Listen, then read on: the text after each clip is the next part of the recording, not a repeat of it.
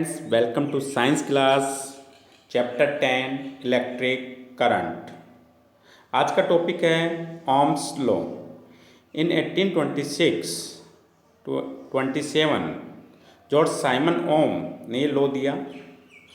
According to this law the current following in conductor is directly proportional to the potential difference across its end. It is physical condition of conductor like temperature, pressure, length, area of cross section etc. are kept constant. Mathematically रूप में V directly proportional to I और V equals to IR। Directly proportional sign को जब हटाते हैं तो यहाँ एक इक्वल साइन और एक कांस्टेंट आता है R। तो ओम्स लॉ है V इक्वल्स टू IR। मैंने कहा physical condition of conductor like temperature, pressure, length, area of cross section are kept constant. क्यों? क्योंकि ये सभी कांस्टेंट होंगे, उसी कंडीशन में यह R भी कांस्टेंट होगा। यदि इनमें से लेंथ, प्रेशर कुछ भी चेंज होता है तो ये रेजिस्टेंस भी चेंज हो जाएगा। उस कंडीशन में V इक्वल्स टू IR नहीं होगा। यहाँ V पोटेंशियल डिफरेंस है, I इलेक्ट्रिक करंट है और R जो है वो रेजिस्टेंस है। V की यूनिट वोल्ट है, I की यूनिट एम्पियर है, R की यूनिट जो है ओम है। हमें यहाँ V फाइंड करना होगा तो फॉर्मूला यूज करेंगे V इक्वल्स टू IR। हमें I फाइंड करना होगा तो फॉर्मूला होगा V upon R, V upon R। और यदि हमें यहाँ R फाइंड करना होगा तो फॉर्मूला होगा V upon I, V upon I। तो देखो R की यूनिट हम यहाँ निकालेंगे V upon I, unit of R। V जो है यहाँ वो वोल्ट में है, करंट जो है वो एम्पियर में है और वोल्ट पर एम्पियर ओम कहलाता है। तो यहाँ रेजिस्टेंस की जो यूनिट होगी वो ओम होगी। तो 1 ओम की डेफिनेशन, तो definition of 1 ohm R equals to V upon I। If V equals to 1 volt, I equals to 1 ampere, then तब R equals to 1 ohm. V 1 volt, I 1 ampere, then R equals to 1 ohm. Definition in words, 1 ohm is defined as resistance of the conductor through which a current of 1 ampere is passed when the potential difference across its end is 1 volt। भाई conducting wire है और उसमें यदि 1 ampere current pass होता है और उसके ends पे पोटेंशियल डिफरेंस 1 वोल्ट हो, उस कंडीशन में उस कंडक्टिंग वायर का रेजिस्टेंस 1 ओम होगा। नेक्स्ट टॉपिक है experimental verification of Ohm's law. Circuit diagram for verification of Ohm's law. तो यहाँ एक सर्किट डायग्राम दिया हुआ है। ये बैटरी है, ये कुंजी स्विच है, ये रियोस्टेट है, ये कंडक्टिंग वायर PQ और ये एमीटर, ये volt meter. Source of current के लिए बैटरी का यूज किया गया है और करंट को कंट्रोल करने के लिए रियोस्टेट का यूज किया गया है, यानी कि करंट की वैल्यू को चेंज करने के लिए जो है रियोस्टेट का यूज करेंगे।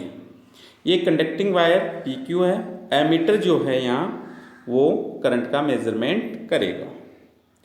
यहाँ देखो battery, switch, rheostat, conducting wire PQ and ammeter are connected in series combination according to the circuit diagram.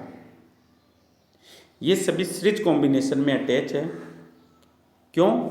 Battery का फर्स्ट एंड, ये है second and. Second and switch के फर्स्ट एंड से कनेक्ट है, स्विच का सेकंड एंड रियोस्टेट के first से connect है, रियोस्टेट का सेकंड कंडक्टिंग वायर के क्यू एंड से अटैच है। कंडक्टिंग वायर पी क्यू का पी वाला एंड एमीटर के नेगेटिव जो है पार्ट से अटैच है, यानी कि इनके एंड्स आपस में अटैच है और ऐसा कॉम्बिनेशन होता है सीरीज कॉम्बिनेशन।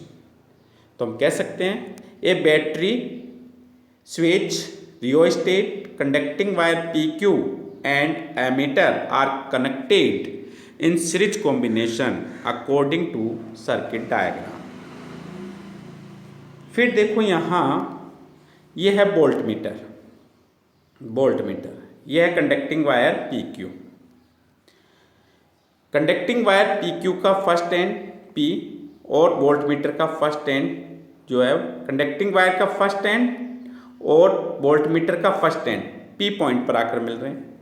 कंडक्टिंग वायर का सेकंड एंड और वोल्ट मीटर का सेकंड एंड क्यू पॉइंट पर आकर मिल रहे हैं। और इस प्रकार का कॉम्बिनेशन जो होता है वो पैरेलल कॉम्बिनेशन होता है। तो हम कह सकते हैं volt meter is connected to parallel combination of the conducting wire P Q. यहाँ पर जो है volt meter conducting wire P Q के साथ पैरेलल कॉम्बिनेशन में अटैच है। अब हम क्या करते हैं इसमें कि इंसर्ट करते हैं note the current in ammeter. Ammeter में करंट की वैल्यू नोट करते हैं, वोल्ट मीटर से पोटेंशियल डिफरेंस की वैल्यू नोट करते हैं।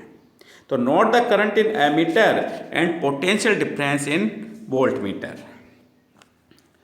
Now with the help of rheostat की हेल्प से जो है इसमें change the value of current and note the readings of ammeter and volt meter in the table.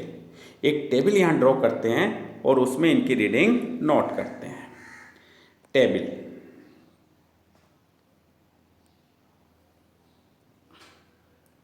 ये है सीरियल नंबर और ये है करंट, ये V और ये V/I यानी कि R। यहाँ हम लेते हैं फर्स्ट रीडिंग। I जो है वो 0.1 है और पोटेंशियल डिफरेंस जो है वो 0.4 है। तो 0.4/0.1 इक्वस टू हो गया ये 4। इसी प्रकार सेकंड रीडिंग 0.2 और ये है 0.8 अपॉन 0.2 तो ये भी आ जाएगा equals to 4।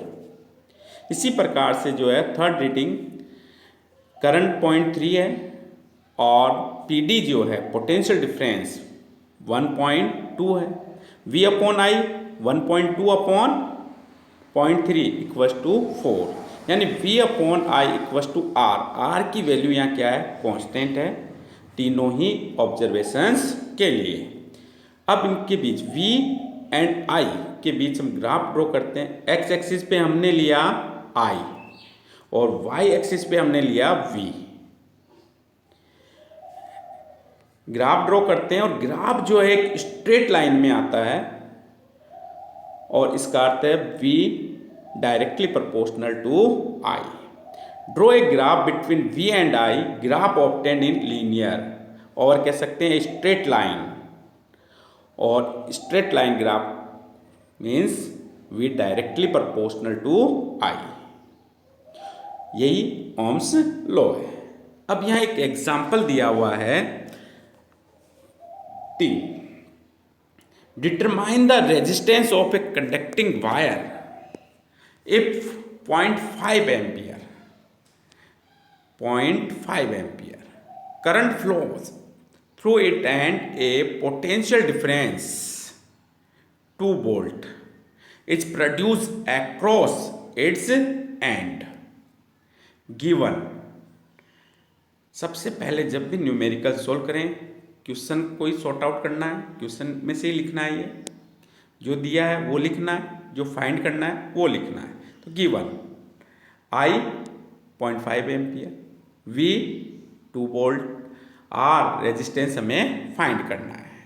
Bye the formula R equals to V upon I, value put करते हैं, V 2 अपॉन I 0.5, पॉइंट को हटाते हैं, ये 2 अपॉन 0.5 है, पॉइंट को हटाएंगे यहाँ 0 लगेगी, 5 1 जा 5, 5 4 जा 20, तो R equals to 4 ohm, resistance की यूनिट है ओम, तो इसका आंसर होगा 4 ओम।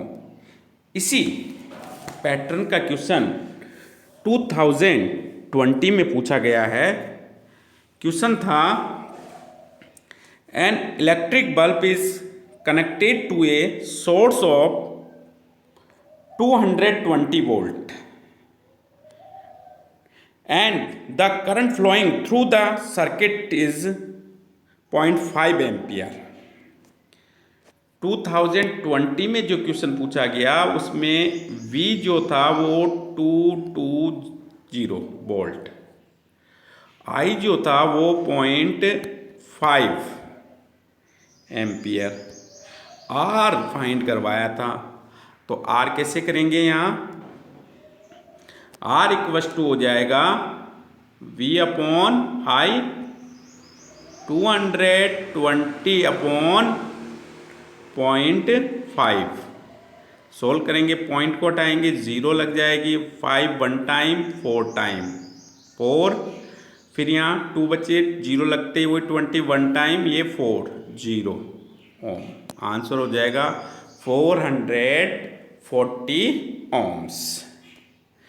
ओम्स लॉ पे ही आधारित एक क्वेश्चन पूछा गया था 2018 में, वहाँ पे वही टेबल दे रखी थी, उसमें एमीटर की रीडिंग और वोल्ट मीटर की रीडिंग दे रखी थी। एमीटर की रीडिंग उसमें थी 0.50 और वोल्ट मीटर की रीडिंग थी 2 वोल्ट, फर्स्ट रीडिंग।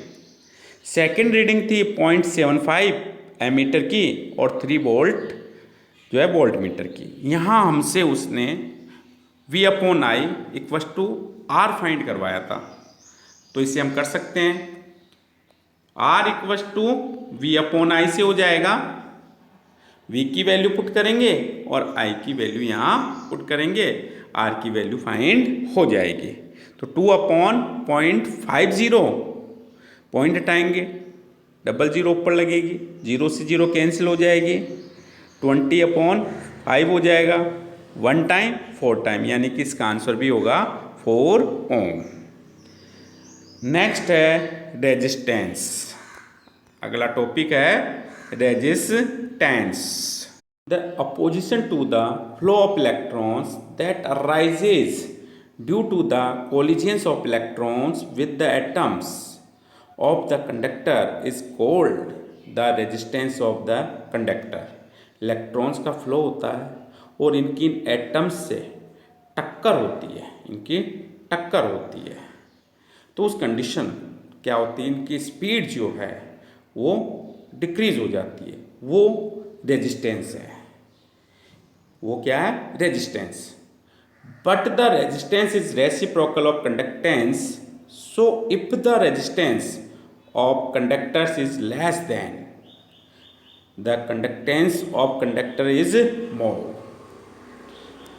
यहाँ फॉर्मूला हो गया, रेजिस्टेंस जो है वो रेसिप्रोकल ऑफ कंडक्टेंस होता है, यानी कि रेजिस्टेंस इंक्रीज होगा तो कंडक्टेंस डिक्रीज होगी, रेजिस्टेंस डिक्रीज है तो कंडक्टेंस क्या होगी, इंक्रीज होगी। नेक्स्ट टॉपिक है dependence of resistance.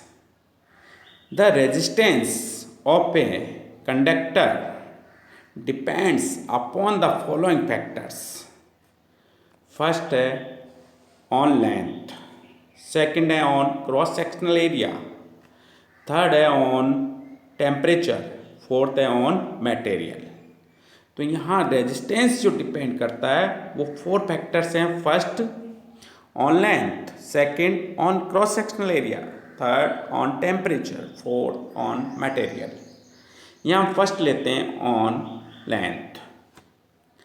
When we, अब लेंथ की निर्भरता यहाँ हमें फाइंड करनी है, तो उसके लिए डिफरेंट लेंथ के कंडक्टिंग वायर लेने होंगे, बट उनका cross sectional area and material same होना चाहिए.